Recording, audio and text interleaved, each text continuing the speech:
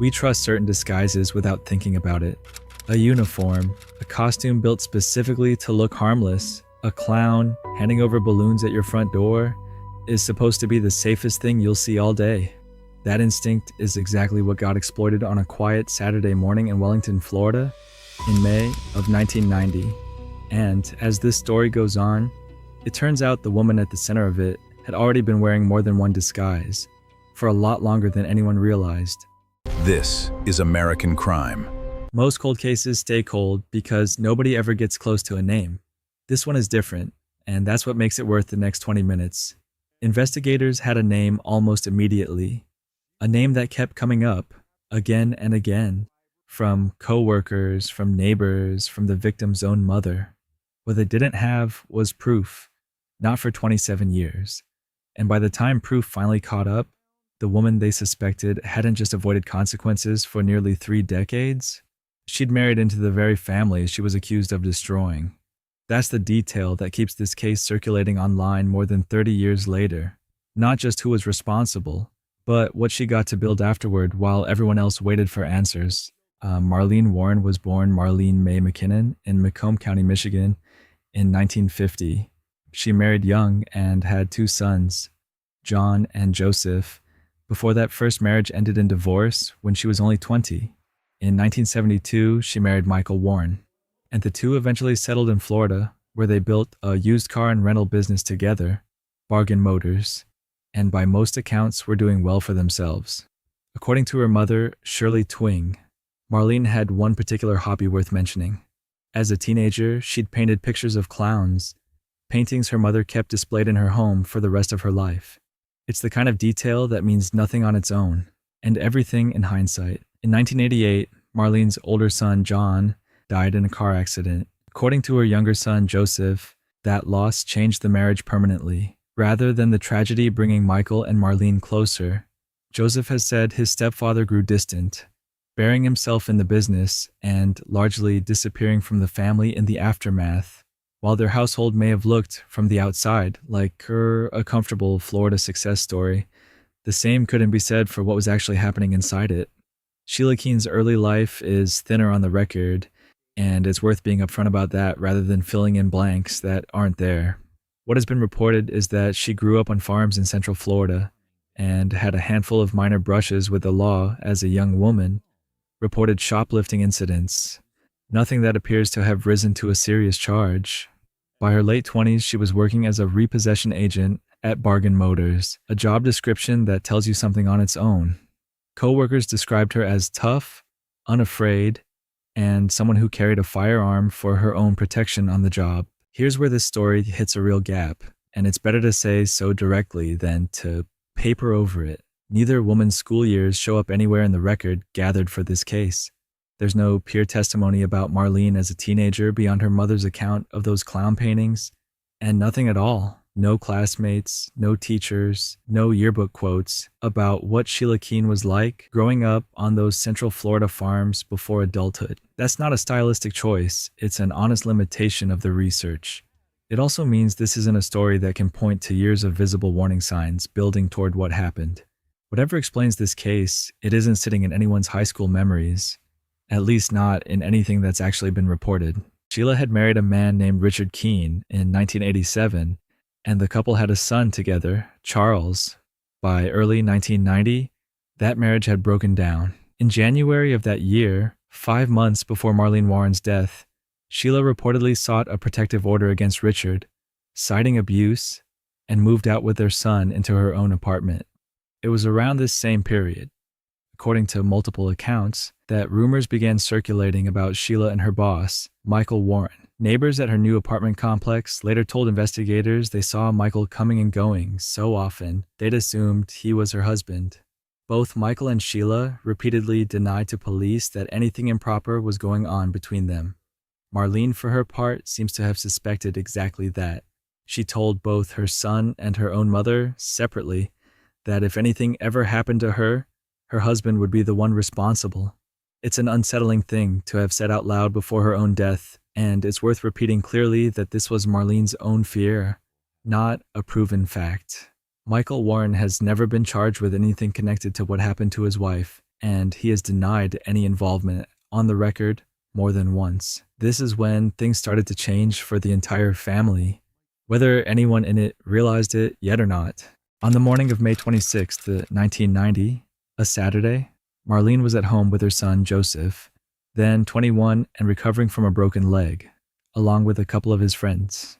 Michael wasn't home. He'd left earlier that morning for the racetrack with friends of his own. At around 11:15, a white Chrysler LeBaron convertible pulled into the driveway, and a few minutes later, someone in a full clown costume knocked at the door. White face paint, an orange wig, a red nose, holding 2 balloons and a bundle of flowers. One balloon read, "You're the greatest." Marlene answered the door herself. Joseph, still at the table, heard a loud crack and initially assumed it was one of the balloons popping. It wasn't. He found his mother on the floor of the doorway while the clown walked, unhurried, according to every account of that morning, back down the driveway and drove off in the still running car. Joseph tried to give chase despite his broken leg, but couldn't catch up. A neighbor called for help. Marlene was rushed to the hospital in critical condition and passed away 2 days later at 40 years old. The witnesses in the house that morning couldn't offer much of a description. The costume did its job almost too well.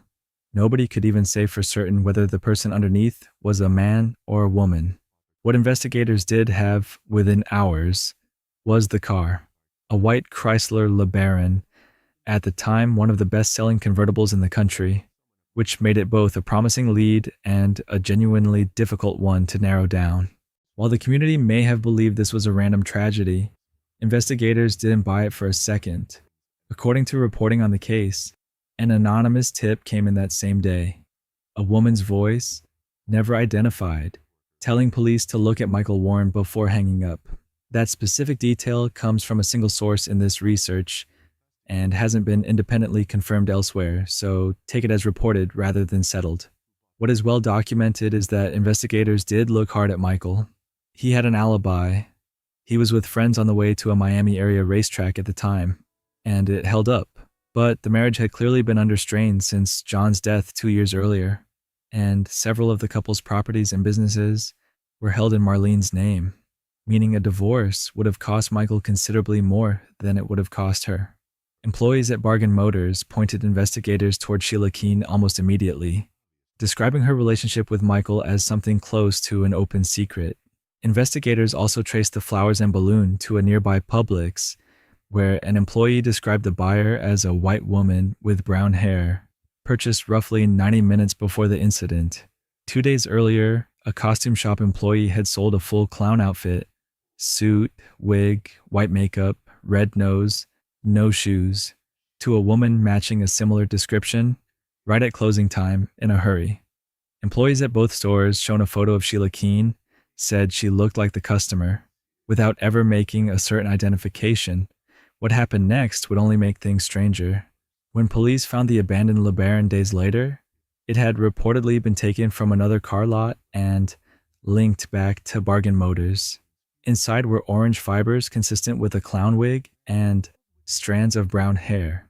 Investigators searched Sheila's apartment and found similar orange fibers, along with her own hair for comparison, a microscopic consistent match, which in 1990 was as far as the science of the day could take anyone. They found neither the firearm nor the costume itself. Without more, there was no arrest, and the case went cold. 4 months later, a separate investigation into Bargain Motors resulted in Michael Warren's conviction on charges of racketeering, odometer tampering, and grand theft, accused of reporting repossessed cars as stolen to collect insurance payouts. He was sentenced in 1994 and released in 1997.